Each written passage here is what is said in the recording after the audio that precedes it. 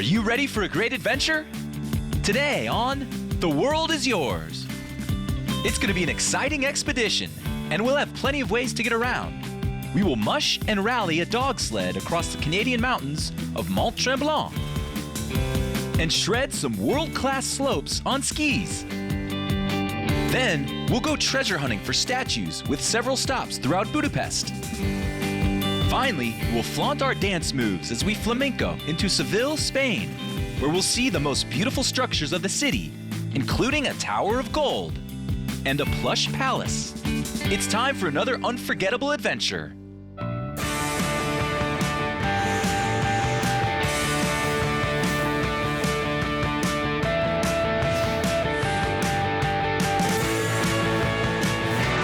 The world is waiting, and the world is yours. Our first stop is a hot spot, even if it's cold most of the year. You'll have to look into the Laurentian Mountains to find a destination that has become one of the top skiing spots in North America, Mont Tremblant. This winter oasis is located 80 miles from Montreal, Quebec. Mont Tremblant was opened as a ski resort in 1939, but wouldn't become the world-class destination that it is now until 1991. Mont Tremblant draws thousands of tourists a year, and a large percentage of them are seeking some adventure on the slopes. Skiing is all the rage at this mountainside town from November to April. With nearly 700 acres of skiable land, skiers of all skill levels can enjoy up to 96 trails on 4 big slopes. One could say it's the Disneyland of skiing, but Disneyland would need to be 4 times bigger to bring that much happiness. Winter isn't the only season, and the slopes aren't the only attraction of this quaint town. Cobblestone streets and elegant architecture create a memorable and charming atmosphere. The pedestrian village is located on the largest mountain in the Laurentian Range, which locals once referred to as the Trembling Mountain. Skiing is just getting us warmed up, though. There's plenty to get into in this winter wonderland. Let's try something different. A fun experience for dog lovers and adventurers alike. I'm talking about dog sledding. We're going to see what it's like to travel with these awesome companions who are always eager to run. But not all dogs are made for this kind of work. Sled dogs are chosen for their size, strength, and stamina. These dogs are known for their endurance, good attitude, and their ability to run within a team. To have a powerful sled, you'll need leader dogs, swing dogs, team dogs, and wheel dogs, each of which plays an important role in keeping the sled moving. Lead dogs are, as you might guess, at the front of the group. They follow the commands of the musher, the person on the sled, to set the pace and find the trails. Swing dogs are next in line. They help to set the pace, and they help to swing the team and sled around turns and corners. Team dogs usually make up most of the group. They help to provide power, endurance, and speed. And wheel dogs have the role of pulling the sled out from the snow. They're the dogs right in front of the sled and are usually the strongest dogs on the team. Isn't that cool? After that quick crash course, you're set loose with your own sled. They hit the mountains to race. Dog sleds aren't the only way to get around in this winter oasis. Chances are, you're going to get off-road during your time in Mont Tremblant. And there's no better way to take on the elements than with a dune buggy. Come rain or snow, these off-road vehicles are all-terrain, which makes them perfect for breezing through snow and through the mountainous region. Mont Tremblant is also a prime destination when it comes to alpine touring, a form of backcountry skiing where you go both downhill and uphill without taking off your skis. Take the lift to the top, strap on these special skis, and head out on a trek up your own slope. This journey through the snow-covered hills is the best way to learn the slopes, whether this is your first time or you've been doing it for years.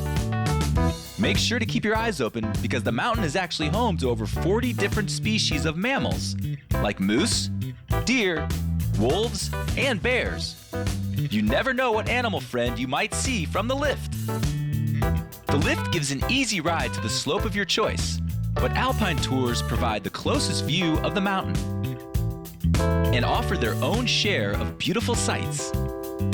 When in a remote place like Mont Tremblant, it's important to have many ways of getting around. Whether by dog sled, all-terrain vehicle, or alpine skis, the choice lies in the heart of the adventurer. Our next option takes the adventure up to the skies with helicopter tours. Helicopter tours are a good way to get above everything, even above the highest of the Laurentian Mountains, which reaches to 2,871 feet. That's like looking down on the Sears Tower in Chicago, Illinois. With a brief fall season, the best views are during the changing of the leaves, but aerial tours are offered all year round. There's simply no better view. Want to try a fishing experience unlike any you've ever experienced? Let's go ice fishing. This is the process of fishing in a lake that is frozen, eliminating the need for a boat, but probably requiring a jacket. It doesn't look like typical fishing, but it yields the same result. And there's a thriving ecosystem of fish underneath the layers of ice. It's a fun day on the lake. You can fish smallmouth bass, pike, and perch, all to your heart's desire. A little butter and lemon, and voila! It was well worth braving the cold. Speaking of cold, have you ever tried to walk in deep snow? It's not easy. In Mont Tremblant, where several feet of snow can fall in a day, people rely on snowshoes to help out. You've probably seen a snowshoe with its wooden frame and paddle-like sole. This contraption uses physics to make it possible to walk on snow instead of falling through it by widening the distribution of your weight. Look, you're walking on frozen water. Snowshoeing can be a workout. It's an adventure and a chance to experience how people navigated the elements when this land was being pioneered. Believe it or not, there are more than 18 miles of trails waiting to be explored. Just strap on the snowshoes and get going. Well, who's ready to warm up a bit? When we come back, we'll jump into the Atlantic Ocean to our next destination. But first, let's test your world knowledge. Budapest is the largest city in which country? A. Brazil. B. Hungary. C. Egypt. D. Italy. The answer coming up when we return to The World is Yours.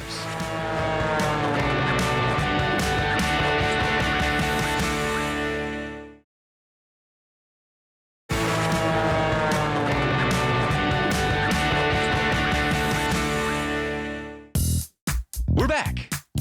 Let's find out the answer to our question. Budapest is the largest city in which country? A. Brazil. B. Hungary. C. Egypt. D. Italy. If you said B. Hungary, you're right. Welcome to Budapest. The largest city in Hungary, it has a diverse mixture of religious influence. In addition to being a holy place for Islam, it is home to the second largest synagogue in the world. Budapest is bordered by 7 other nations in Central Europe. Among them, Ukraine shares a border to the northeast, Romania to the south, and Austria to the west. It is widely agreed that Budapest is one of the most beautiful cities in all of Europe. With history dating all the way back to the 1st century BCE, before Rome, its culture is creative and elegant. It is home to the Museum of Fine Arts, which is noted for having one of the largest collections of all period European art, some 100,000 pieces. The city itself is only 203 square miles, in which nearly 2 million people live, making it the most densely populated city in Hungary. But modern-day Budapest is actually the unification of 3 cities: Buda, Pest, and Óbuda. This merge spreads the metropolitan area to almost 3,000 square miles and makes up 33% of the population of Hungary. We have a lot to see. Let's get started. Budapest is known as the Paris of the East because of its romantic ambiance and striking architecture. However, if you pay close attention to details, you will notice that many of the buildings belong to different styles and time periods. In a city that is divided in two by a river, it is not so strange to find one or two bridges of incredible historical value to the locals. Nowadays, there are only two permanent bridges that connect Buda with Pest, and one of them is the Chain Bridge. It's an architectural landmark that has linked both cities since 1849. The bridge was built over a 10-year span, and when all was said and done, the iconic piers that accent the Chain Bridge reached 157 feet. Touring this amazing structure and its surroundings is a really worthwhile adventure filled with architectural treasures all around, like Roosevelt Square and all its picturesque little shops, or the Hungarian Academy of Sciences, one of Budapest's oldest edifications. Budapest is the perfect place to do a treasure hunt.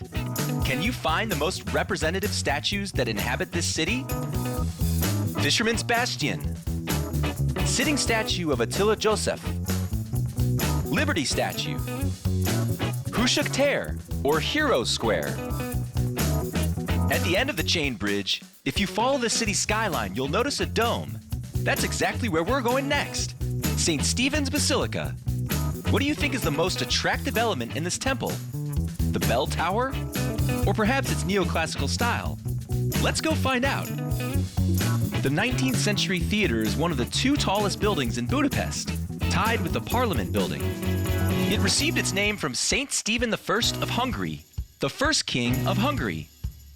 And sitting at the end of the Chain Bridge, lording over the Budapest skyline, this historic building will be an unforgettable experience. The other tallest building in the city, the Hungarian Parliament building, dominates the view from across the Danube River. The Gothic-style building is home to hundreds of parliamentary offices and has been serving the country since 1904. When in Budapest, you'll find yourself among the most strikingly beautiful buildings in Hungary. Budapest, long before it was known by that name, was a very important Roman settlement. At its origin, the region was a military base that was home to a legion of Roman soldiers. You can still see the remnants of the Roman city by going through an underpass on the road at the Aquincum Museum. Large sections of ruins have been preserved and can be visited there. It wasn't just the strategic military location that made this area so appealing. This region of Hungary also has a plethora of geothermal hot springs. The Romans made bathing in the warm waters a part of their lifestyle. The waters are believed to have healing properties and remain warm all year long. The hot springs are still visited today. You can even take a dip, and there are more than 80 to choose from. Sounds like a nice way to wrap up a busy day of travel. Now, just a museum, many of the artifacts that were found in this area are on display, including an exciting amount of Roman houses and paintings. Perhaps one of the more intriguing ruins is that of an aqueduct, a water bridge that was made to move water over canals, rivers, and valleys. While it's nice to take a stroll through Roman history, there's still much more to see. Next, we're off to find our groove. But first, let's test your world knowledge. Seville's Gothic Cathedral is the resting place of which famous explorer? A. Napoleon. B. Alexander the Great. C. Christopher Columbus. D. King George III. The answer coming up when we return to The World Is Yours.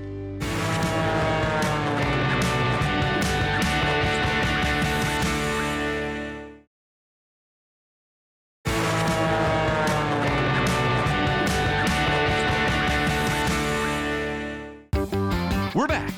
Let's find out the answer to our question. Seville's Gothic Cathedral is the resting place of which famous explorer? A. Napoleon. B. Alexander the Great. C. Christopher Columbus. D. King George III. If you guess C. Christopher Columbus, you're right. Christopher Columbus actually had his remains laid to rest in multiple locations, from Spain to the Dominican Republic, Cuba, and back to Spain. The cathedral where his tomb now rests is one of the 3 largest cathedrals in the world. Our final destination brings us to the western coast of Spain. Welcome to Seville. Long ago, it was established as the Roman city of Hispalis. The region would be occupied by several empires through its long history and eventually become independent. It is now the fourth largest city in Spain, home to 1.5 million people. Seville is located 50 miles north of Gibraltar and has come to be known for throwing some of the best celebrations during Easter week, as well as the April Fair. While you're out celebrating, don't forget to indulge in their world-famous tapas. Here, the dish has a culture all its own. In only 54 square miles, this port city is historically renowned to be the lap of luxury. The lifestyles of the lavish thrived here for hundreds of years and still do. Let's jump in and experience this vibrant culture. The Alcázar of Seville is a royal palace that is renowned for its beauty. The architecture and artwork display hundreds of years of influence. Moorish Muslim kings originally developed it during their invasion of Spain, but additions have been made through the years. And today, it's the oldest royal palace still in use in Europe. Interestingly, the top floor is still the residence of the royal family. In addition to the Muslim designs, you will see the Roman and Christian affluence as well, marked by the Renaissance architecture. Check out the lower level of the patio that was built for King Peter I. The patio includes inscriptions that describe him as a sultan, among many other visual displays. The fountain located in the center of the patio, skirted by gardens and a reflecting pool, is a depiction of the lavish lifestyle that thrived here in the 15th century. This was the lap of luxury in the time of the transatlantic trade. Beautiful estate gardens surround the palace, with fruit trees and various kinds of fruits and vegetables, as well as lots of colorful, fragrant flowers. For hundreds of years, it has provided supplies and pleasant aromas to the palace. At the top of the gardens is the Mercury Pond. This reservoir rests atop the gardens and is crowned with a figure of the god Mercury.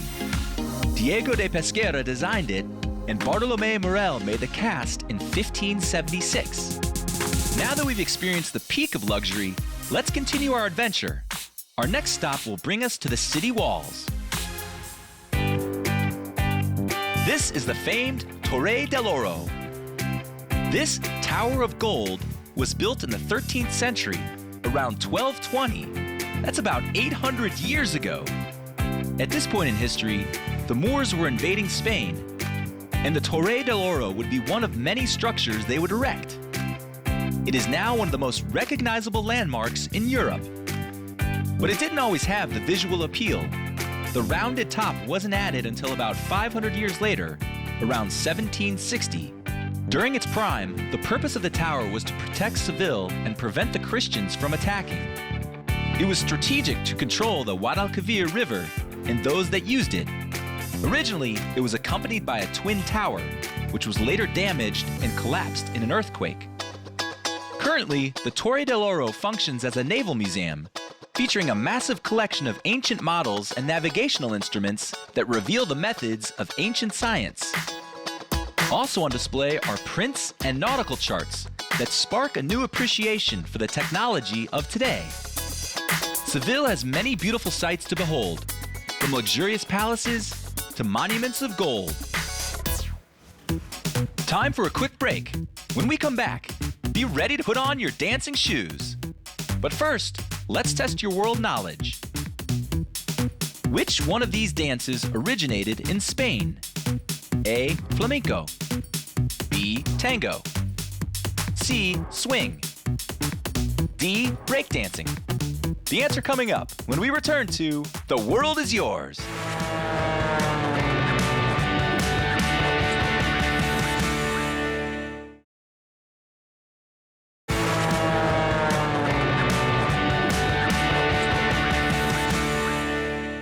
We're back. Let's find out the answer to our question. Which one of these dances originated in Spain? A. Flamenco. B. Tango. C. Swing. D. Breakdancing. If you guessed A. Flamenco, you're right. It's time to put on our dancing shoes and make some space on the floor. Get ready to shake your hips to the tune of flamenco. The style of music has influences from all over the world, but the genre consists of singing, playing guitar, snapping, clapping, dancing, and vocalizing. The dance form has been around for a long time. The earliest documentation dates all the way back to 1774 in the pages of an ancient book.